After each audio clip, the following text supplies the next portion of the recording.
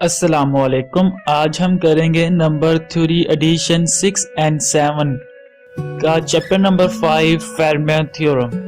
Chapter number 5 Fermat theorem की exercise 5.2 का सवाल नंबर 3 आज हम सॉल्व करेंगे। सवाल नंबर 3 में वो ये कहता है कि for Fermat theorem during that for any integer n greater than n equal to 0, n कोई ना कोई इंटीजर है जो 0 या 0 से बड़ा है, कोई भी पॉजिटिव वैल्यू है, तब ये कंडीशन सेटिस्फाई करती है 13 डिवाइड्स 11 की पावर 12n प्लस 6 प्लस 1।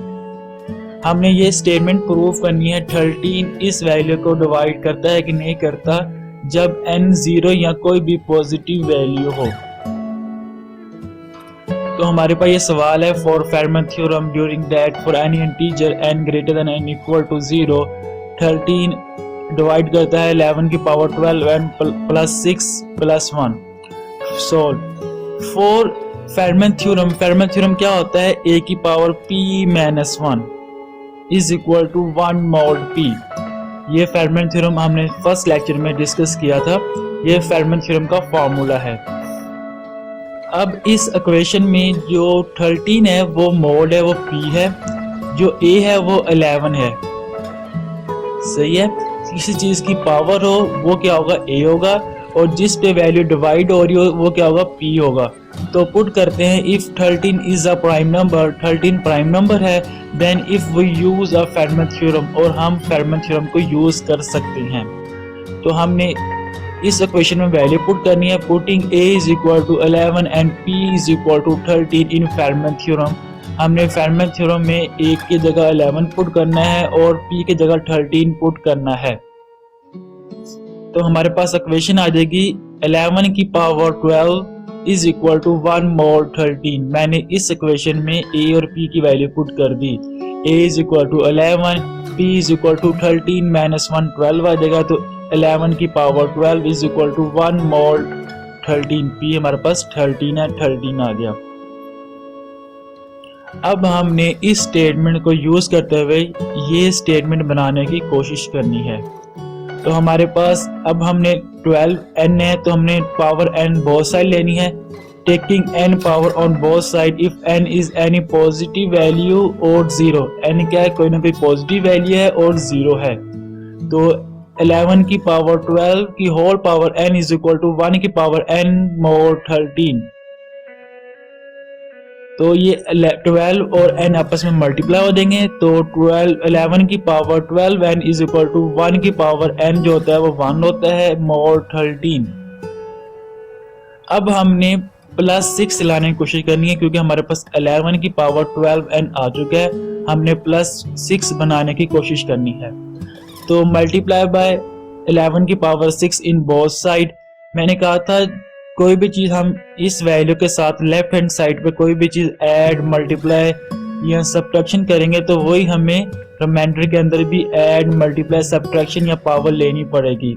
जैसे हमने यहाँ पे n पावर इस इक्वेशन के लिए, तो हमें भी इस इक्वेशन की भी n पावर लेनी पड़ी। अब हमने इस इक्वेशन में कोई चेंजिंग करनी है तो हमें हमारे पास रिमाइंडर में भी वो चेंजिंग करनी पड़ेगी। तो मल्टीप्लाई हम इसके साथ करते हैं 11 की पावर 6, और हमारे इसके साथ भी मल्टीप्लाई करना पड़ेगा 11 की पावर 6 के साथ।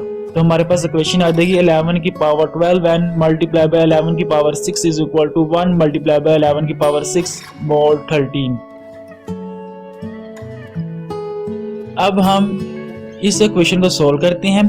अब दो वैल्यू जिनकी बेस सेम हो और पावर डिफरेंट हो, तो बेस एक दफा आती है, दोनों पावर आपस में ऐड हो जाती हैं। तो हमारे पास इक्वेशन आ जाएगी 11 की power 12n plus 6 is equal to 1 multiply by something हो तो वो समथिंग वैल्यू आ जाती है। 1 को मल्टीप्लाई करने से कोई फर्क नहीं पड़ता। तो हमारे पास इक्वेशन आ जाएगी 11 की power 6 is equal to mod 13। अब हमने इस वैल्यू का रिमाइंडर फाइंड करने की कोशिश करनी है। फाइंड द रिमाइंडर 11 की पावर 6, क्योंकि 11 की पावर 6 13 से बड़ा है। हमने 13 से डिवाइड करके यहाँ पे इसका रिमाइंडर लिखना है। तो जो रिमाइंडर आएगा कम से कम जो 0 और 13 के दरमियान होगा, 0 या 0 हो सकता है, 0 या 0 से बड़ा हो और 13 से कम हो। हमने वो वैल्यू यहाँ पे लिखनी है। तो 11 की पावर 2 इज इक्वल टू 121 मोल 13। 11 का स्केल क्या होता है, 121 होता है, वो मोल 13 के लिहाज से हम इसका रिमाइंडर फाइंड कर रहे हैं।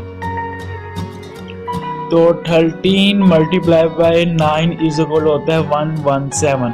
तो 121 में से 117 माइनस कर दिया तो हमारे पास 4 आ गया। तो हमारे पास क्वेश्चन आ गई 11 की पावर 2 इज इक्वल टू 4 मोल 13। अब हमने जो फाइंड करना है वो 11 की पावर 6 फाइंड करना है। तो taking cube on both side लेते हैं तो हमारे पास 2 मल्टीप्लाई बाय 3 6 हो जाएगा। तो 11 की पावर 2 की whole power 3 is equal to 4 की पावर 3 मोल 13। 11 की पावर 2 की होल पावर 3 जो है तो 3 मल्टीप्लाई बाय 2 6 हो जाएगा। तो 11 की पावर 6 इज इक्वल टू 4 की पावर 3 हमारे पास 64 होता है mod 13। 13 multiply by 4 is equal to 52 होता है। तो 52 इसमें से माइनस कर देंगे तो हमारे पास रिमाइंडर 12 बचेगा। तो हमारे पास क्वेश्चन आ जाएगी 11 की power 6 is equal to 12 mod 13। अब हमने 11 की पावर की 6 जगह हमने पुट करना है 12। तो 11 की power 12 n plus 6 is equal to 12 mod 13। अब हमने जो प्रूफ करना था वो करना था 11 की power 12 n plus 6 plus 1 is equal to 0 mole 13। तब वो 13 पे डिवाइड होगा। तो मैं 12 को लिख सकता हूँ 12 माइनस 13 करूंगा तो हमारे पास जवाब क्या आएगा, -1 आएगा। तो मैं 12 लिखूँ या -1 लिखूँ बात एक ही होगी क्योंकि रिमाइंडर सेम आ रहा होगा। तो हमारे पास क्वेश्चन आएगी 11 की power 12 n plus 6 is equal to -1 mole 13। अब मैं दोनों साइड पे +1 ऐड कर दूंगा। Add 1 on both side. दोनों साइड पे 1 ऐड करेंगे हम, हमारे पास क्वेश्चन आ जाएगी 11 की power 12 n plus 6 plus 1 is equal to 0 mole 13। कब मैंने कहा यहाँ पे 0 रिमाइंडर आ जाएगा तो हमें वो ये क्वेश्चन मिल जाएगी कि जो ये मोड के बाद वैल्यू है वो डिवाइड करती है इस वैल्यू को, रिमाइंडर 0 आ रहा है। तो अब हमारे पास ये प्रूफ हो गया कि 13 डिवाइड करता है 11 की पावर 12 n प्लस 6 प्लस 1 को। हमने ये स्टेटमेंट प्रूव करनी थी जो हमने प्रूव कर दी। तो उम्मीद है आपको इस वीडियो की समझ आ गई होगी। इंशाल्लाह नेक्स्ट वीडियो में आपसे मुलाकात होगी। तब तक अल्लाह हाफिज।